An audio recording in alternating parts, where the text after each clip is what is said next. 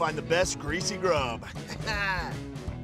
When I was in war, I went through a pretty traumatic experience that left my memory fragmented, but my taste buds perfectly intact.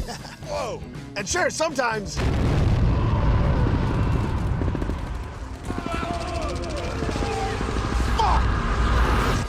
Whoa, not cool, gang. But I'll never forget these tasty flavors, so join me while I'm trying to remember who I am with some unforgettable food. I am the Grill Sergeant. G'day gang, my name is Jackson for Lunch for Louie and you are watching Between Bread. Let's make a Shane Gillis. Born in Mechanicsburg, Pennsylvania, I thought I would make the sandwich in the style of a Pennsylvanian staple, that is a Primanti Bro sandwich. Starting off with their coleslaw. So, shred half a head of cabbage into a bowl, half a cup of sugar into the bowl, 2 teaspoons of kosher salt, quarter cup of vegetable oil, quarter cup of apple cider vinegar, and some freshly ground black pepper. Mix well to combine, and then this is off to the fridge to rest for at least 1 hour, preferably overnight. Alright, the next thing that we need to add are the fries. So I've got some russet potatoes here that I'm going to cut long ways, leaving the skins on as is the Primanti style. We are double frying these fries to make sure we get crispy outsides and fluffy interiors. So get a pot of oil over a flame and get it up to around 185 degrees Celsius, which is 360 degrees Fahrenheit. Now we're dropping these in and we're waiting until we start to see some colour, and then we are pulling them out and popping them on a wire rack, then into the fridge or freezer to completely cool. The next thing we need to address is Shane's favourite food, which I couldn't find. There's a whole well of him talking about food and the subsequent diarrhea it causes, but I couldn't find him say, my favourite food is this. However, the food I've heard him talk about munching the most would definitely have to be buffalo wings. Here I've got some pre-cut flats and drumettes.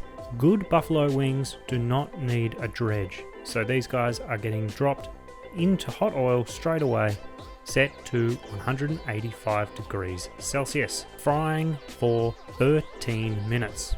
If, like me, you don't have a deep fryer with a basket, make sure you're around just to give these a bit of movement as they're in there so they're not sticking to the bottom of the pot or to each other. While the second batch fries, let's talk about our sauce. A traditional buffalo wing sauce is essentially just Frank's and melted butter. For mine, I like a little more kick, so I'm going with 1 part melted butter, 3 parts Frank's original hot sauce. With our second batch done, we can see that our chicken has great colour, nice and crunchy on the outside. Now I put my hot sauce into a squirty bottle so that I can apply it directly to the wings that need it the most, and so that I don't add to... God damn it! Well, that turned out to be a happy accident anyway, because look at that. And I'll pick one out, that one. Perfecto! Now, while our oil is still hot, we'll pop in our fries for their second fry. This one will take longer, and we'll leave them in until they're a beautiful golden brown. I like to take them out straight into a bowl to toss with salt, and then drain on a wire rack. The last bit of actual cooking we have to do for this sandwich before assembly is a shout out to Uncle Danny. You know we've got to grill some cheese.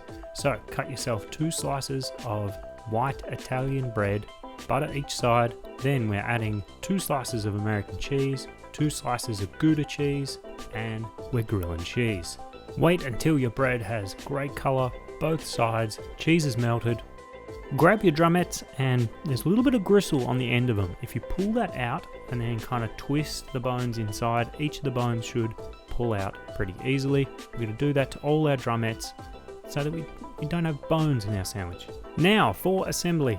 On our bottom slice of bread, we'll go on with our chicken, followed by a drizzle of our buffalo hot sauce, then our fries, our coleslaw, finished off in a Primanti style with some slices of tomato, and then our top cheesy, gooey slice of bread. And there we have it, the Shane Gillis. You can just see a cross section, looks very good, but how does it taste? Alright, here it is again. My head, the Shane Gillis. I am looking forward to this.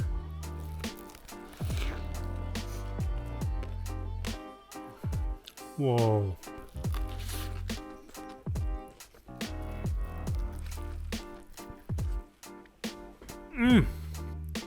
I think that's the best sandwich I've ever made. Not a word of a lie. It is salty, it is sweet. That slaw, for how basic it is, if you give it the time to rest, that is wild. And then it's a bit spicy, it's buttery. Freshness from the tomatoes, crunchiness from the chip ends, and it's been toasted. Double cheese. This thing is insane. Absurdly good food. And that's not me patting myself on the back, because I had no idea if this was going to work. I mean, this thing could have been dog shit. But put it up.